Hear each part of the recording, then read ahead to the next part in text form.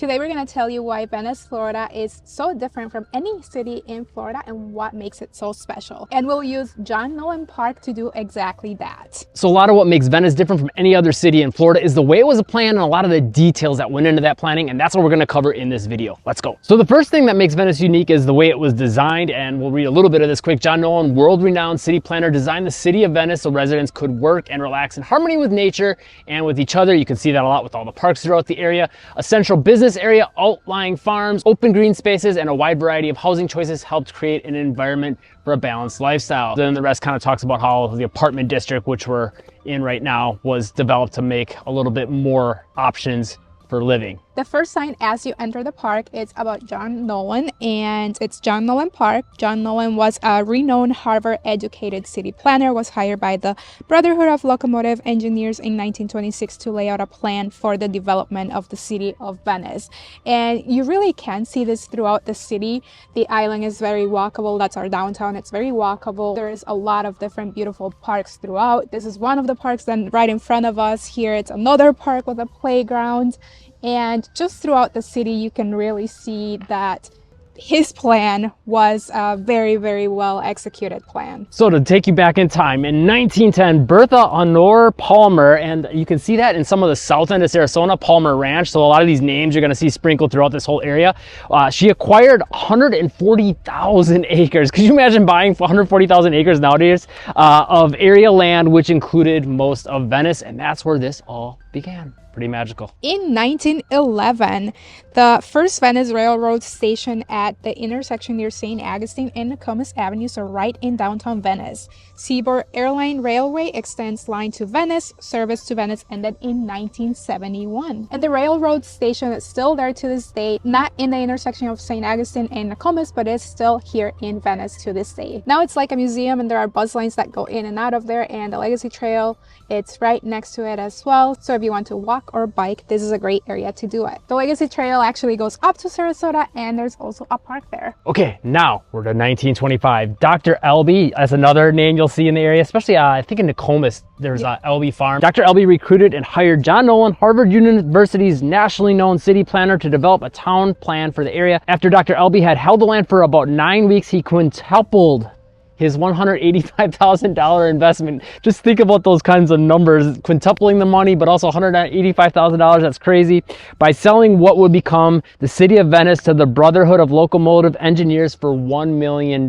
So basically all of Venice, I'm guessing it's probably like the Venice Island area, maybe even South Venice too, I'm not really sure. They're not really kind of clarifying that, but still, $1 million is crazy. Dr. and Mrs. Fred Elby purchased 1,468 acres from Mrs. Palmer's estate, largely where most of Venice now stands. In 1926, John Nolan revised the Venice city plan, and as you can see here, the downtown area is, you can see the streets right there, and then the jetty would be kind of like to this side over here, and a lot more that we'll show you as we continue the journey. 1927, Brotherhood of Locomotive Engineers completed Venice Train Depot on March 27th, and you can see that looks kind of older, actually 2009, so but pretty similar to what it looks now. And then this is from 1944, Venice Railroad Station with tower, as new roofing was being installed. In 1927, Venice becomes officially a city on May 9th.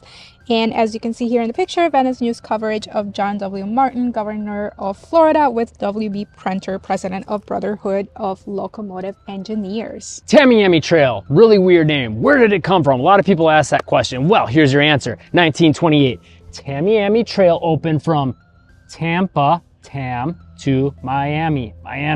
1920s construction of Tamiami Trail, Sarasota to Venice segment. During construction, Walter L. Dunn, far right, was a timekeeper. And check that out, isn't that cool? All the old vehicles. Actually, those are all like trucks. You can see stuff in the back. Construction trucks, maybe. And you can see how different the whole city looked. Lots of trees and things like that. So pretty interesting. Can you imagine graduated in a class with 8 students? Well, in 1930, the Venice Nokomis High School graduates first class of 8 students. Congratulations to Roland Curry, Deuce Blackburn, Frank Blackburn, so they were probably related, Milton Curry, Elizabeth McMorrow, Verna Arnold, Kathleen Stinson, and Mary Moore. And this is actually very interesting because in the channel we always talk about how Venice and Nokomis are basically one and the same. So this kind of like proves that yes, Venice Venice and Nokomis are so close, and 8 students from both cities really shows you how far Venice has come and how much it has grown. Another big thing about Venice is the military background. Well, check this out, 1932, Kentucky Military Institute used Venice as winter headquarters until 1970.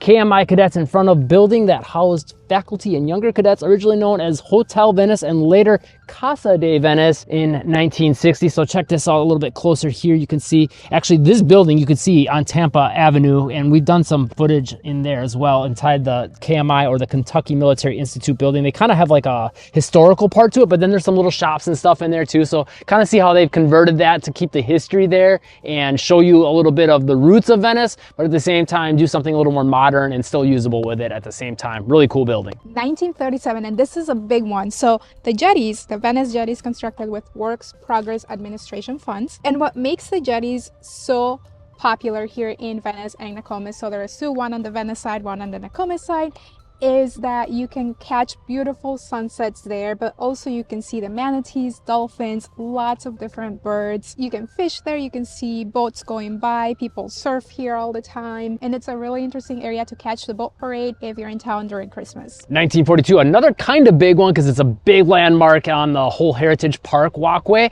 So Venice Army Air Base served as a training facility during the World War II. It is now Venice Municipal Airport, base closed in 1945. So you can see this sign right here. That's actually, there's a replica on Heritage Park's the trail that heads basically from the downtown of Venice to the beach. But the airport that they're showing there is still there. They don't have the Venice Army Air Base, but that replica looks almost identical to that picture. So that's kind of cool. And the airport is now just more of kind of like a small local airport where little pond hopper type planes go out of, and there's a few smaller jets as well. And a really important thing to know is in that airport is one of our favorite restaurants in town, Suncoast Cafe. It's got kind of like this Caribbean meets American mix to the food. Really, really good stuff. Great breakfast. And you can actually see all the planes and the whole runway area in the back while you're eating. Venice, Venice, read all about it. In 1946, the first issue of the Venice Gondolier newspaper was printed. This is our local newspaper here in Venice. 1948, another big one. Venice has one of the largest, most active theaters in the United States in Little Venice, Florida. Well, we're kind of growing and getting a little bigger, I guess. But the Venice Little Theater operated out of a hangar at the airport. So it's interesting that the theater you could see is right in the downtown now, really very much a part of the downtown. So interesting that it was a part of the airport originally. It seems like that airport was really, really important for a lot of different things, whereas now it's just pretty much an airport. And check out this picture, it's kind of cool. You can tell it's a hangar by like the metal on the sides of it. So interesting how much it's changed from what it started to what it is now. 1960, and this is a big year for Venice and Sarasota as well. The Ringling Brothers and Barnum and Bailey Circus relocated winter headquarters to Venice. The final Venice performance was in 1991. This is really big here in Venice and Sarasota. In fact, Sarasota has the John Ringling Museum, and in Venice by Circus Bridge there is actually a trapeze there where you can take lessons. Leave a comment, would you try it? I think I would. These photos right here show the aerial view of the Ringling Brothers and Barnum and Bailey Circus Arena, and the Venice Municipal Airport, it's actually in the upper left section. 1996, maybe not as big of one as the other ones, but still pretty important. The restoration of the historic Triangle Inn was completed, and the Triangle Inn now houses the Venice Historical Archives. We haven't been in there, we need to check it out. But the Triangle Inn was originally built by Augusta M. Miner. It was located at 251 Nassau Street and operated as a bed and breakfast. It was moved to 351 Nassau Street South. So I wonder how they moved that building. It's really loud.